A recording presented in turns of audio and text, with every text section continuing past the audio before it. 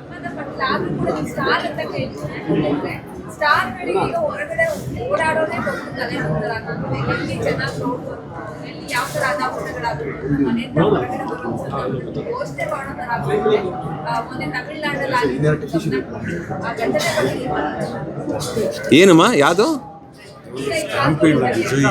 ಅದಾ? I think ತುಂಬ ಜನ ಎಲ್ಲ ಇದ್ದಾಗ ನಮ್ಮನ್ನು ನಾವು ನೋಡ್ಕೊಳ್ಳೋ ಅಷ್ಟು ಕಾಳಜಿ ಇರಬೇಕಂತ ಅನಿಸುತ್ತೆ ಬೇಸಿಕಲಿ.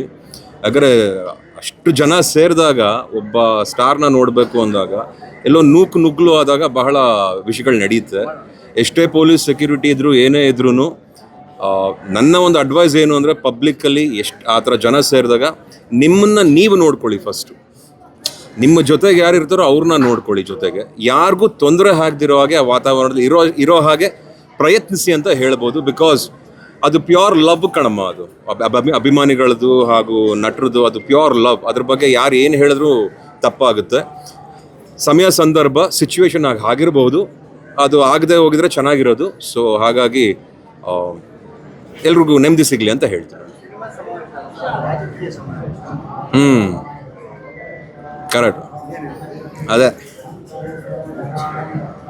ನಾನೇನು ಹೇಳಿ, ನಾವು ಸಿನಿಮಾದವರು. ನಮಗೆ ರಾಜಕೀಯ ಬಗ್ಗೆ ಗೊತ್ತಿಲ್ಲ, ನಾವು ಸಿನಿಮಾದವರು. ಬೇರೆ ಬೇಕಾ? ಸಾಕು. Thank you so much. ಪೋಲಿ ಸರಿ.